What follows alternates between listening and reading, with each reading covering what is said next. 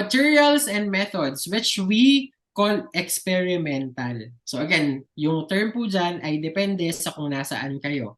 Okay, so this is the section that describes the materials and experimental procedure. So ito po, itong pagkaka-prepare ko nitong example na to is also like based on a typical scientific research project. So unang-una, if you're running experiments or you're collecting samples, you have to talk about sample preparation. You have to talk about the specification of the materials that you're using. So for example, if you're using a chemical, you have to specify the brand, you have to specify the purity of it. If you're using an instrument for your analysis, you have to specify ano bang model niyan, meron ba yung special accessories and detectors that are needed for you to be able to gather or to make your measurements and gather your data. Very important as well that you talk about experimental techniques that are used as well as standard testing methods that you are using. Kasi mahalagang i-communicate mo to when you're writing up the report. Gaya nga na sinabi kanina ni JP, and kahapon din yata, when you're designing your experiments, you have to make sure that your experiments are reproducible. So meaning, pag nabasa yung report mo on paper and your reader wants to reproduce or to repeat your experiment, dapat same results yung makuha nila. So, and that's the reason why it's very important that you take note of all of these details. At ito din yung challenge. Karamihan hindi magaling mag-document ng detalye ng mga ginawa nila. When it comes to experiment to your materials and methods, you also have to make it clear ano yung sample size, number ng replicates ng measurements ninyo. When you're running certain experiments under a certain set of conditions, kapag binabago nyo ang temperature, binabago nyo ang pressure, ang humidity, you have to make sure that you document all those and write them up in your report. Yung variables na inyong inaral. So again, in relation to our discussion about like scopes and limitation, again, kung meron kayong mga parameters na hindi nyo inaral, make it clear. Ano lang yung ni-research ninyo. And then, control experiments. Very important rin. Control experiments should be documented and clearly expressed in your report kasi again, that is to better establish confidence in your study. All right, best practices when it comes to writing up materials and methods section. So dapat you should be detailed enough for others to perform the same experiments and get the same results. And then must be written in the right tense. So if you're writing up a research proposal, then it has to be in the future tense. If you're writing up a scientific report, so meaning natapos na yung study nyo, dapat nasa past tense. Okay? So baka ang nangyayari din kasi, ang mga estudyante, nagsulat ng proposal, kinopya na lang. So yung first part ay nasa present tense, tapos meron ng results. So weird yun. So again, these are like very minor things, but very important.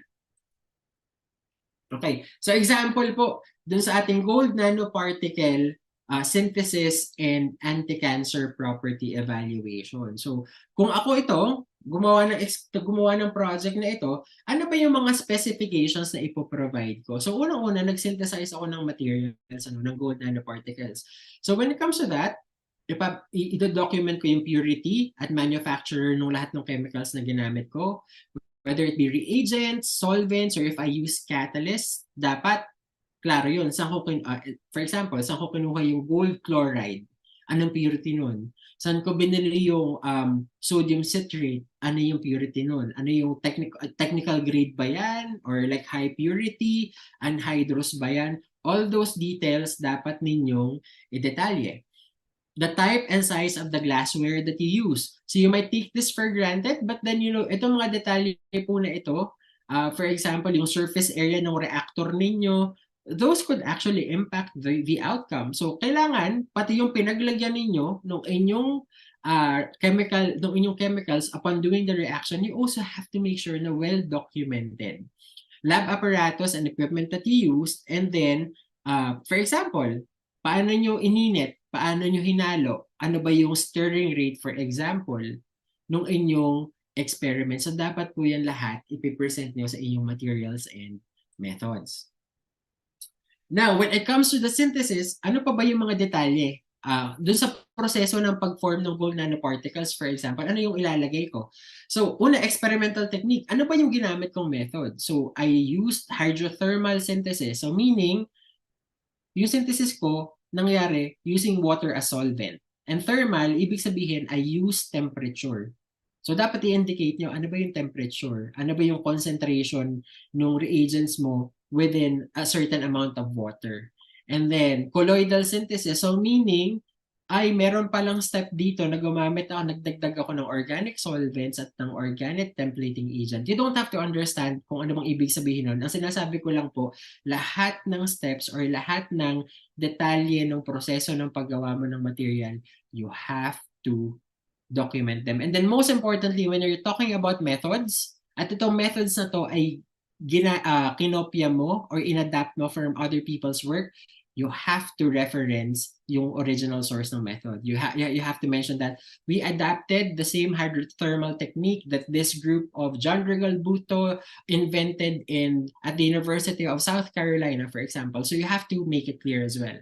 Number replicate. So ilang beses mong ginawa yung synthesis mo for you to be confident sa yield. May variability ba ang yield? Ano yung average yield nung reaction kapag ginagawa mo siya? Experimental conditions, so yung sinabi ko, hindi yung naghalo-halo ka lang, hindi po ito pagluluto lang ng adobo na anything goes, kahit anong version, adobo pa rin yung kalalabasan. This is more, yung pagsulat po ng materials and methods, para siyang baking.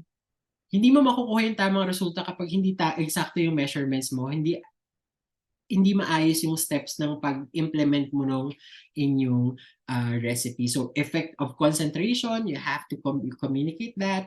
Manner or sequence of addition, ano yung una mong inilagay? Ano yung kasunod mong inilagay dun sa reaction? Reaction time, gaano mo katagal hinalo? Gaano mo katagal pinalamig? Gaano mo katagal inilagay sa freezer para mag-form ng crystals? Temperatures, like I said, stirring rates, and all the control experiments that you have conducted.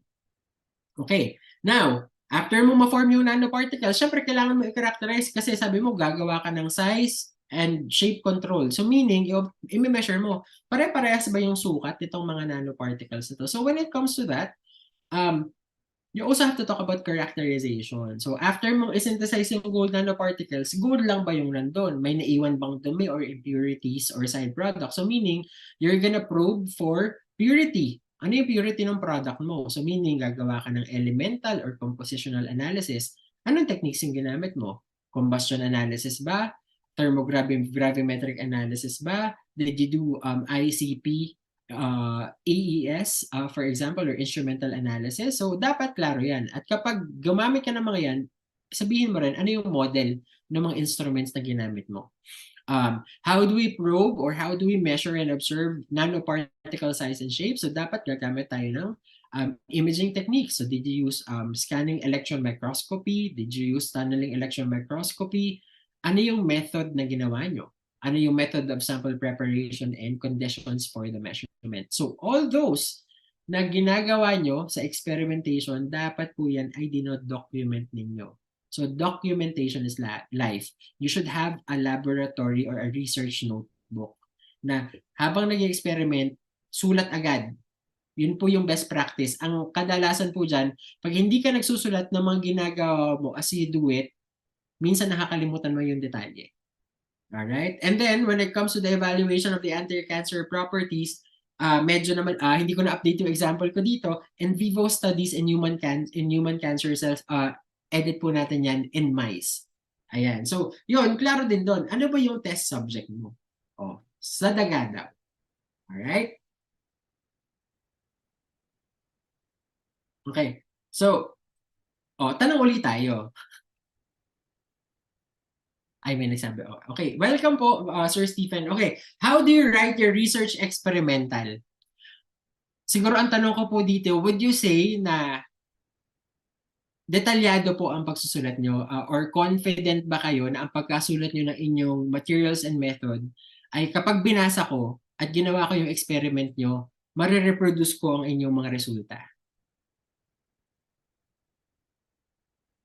Alright. Or another question as well, meron po ba kayong ibang approaches sa pagsusulat ng materials and methods na you can actually add to the discussion that our fellow participants can actually learn from. Huwag po kayo mahiyang mag-share.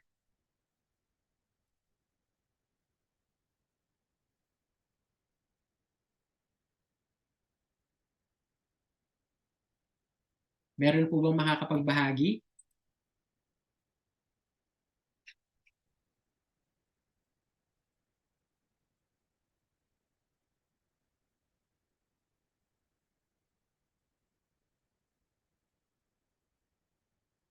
All right. Dr. Hibas? Ano yon? Question po, when it comes, siguro po, when it comes to clinical mycology po, kasi po you're doing a lot of tests. So you do essentially DNA sequencing. How critical is yung detailed materials and methods po when it comes to your field? Very critical kasi I mean not really in terms of extraction of DNA kasi common knowledge na yan. You can just say as described by someone doing the same type of work. But Yes. pagkatapos ng DNA sequencing, anong gagawin mo after? Yes. Depende sa question. So for example, ngayon I'm doing something like okay, antifungal drugs. So hindi namin alam kung bakit nagkaroon ng resistance ang mga fungi dito sa drugs na to.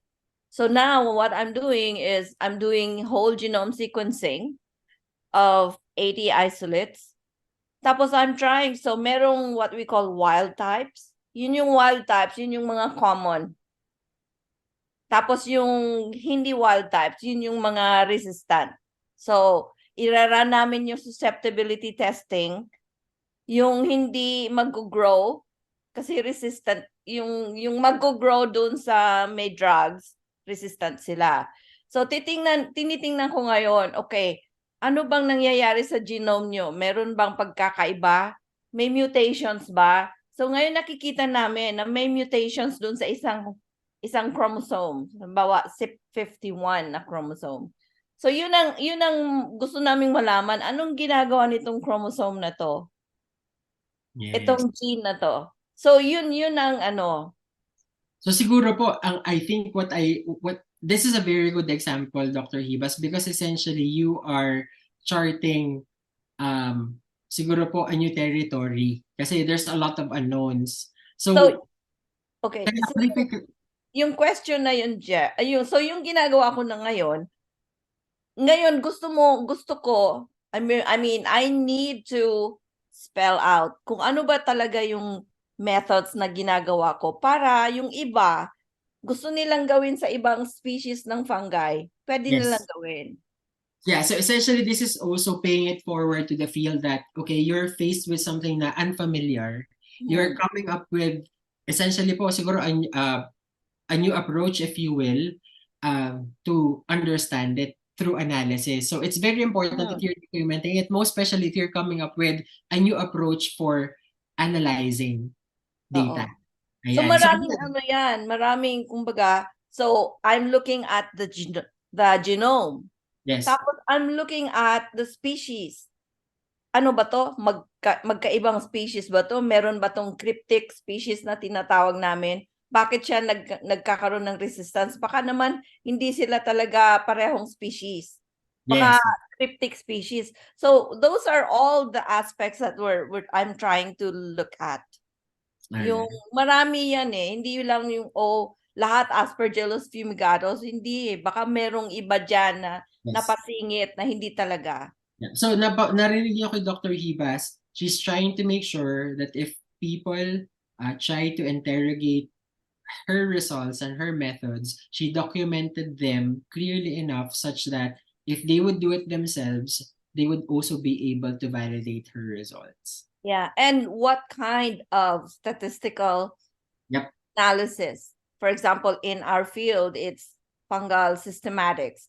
So we use parsimony, we use maximum likelihood, those kinds of tests. Yung iba, makakaiba ng kaunti dun sa sa ginagamit nyo. Yeah.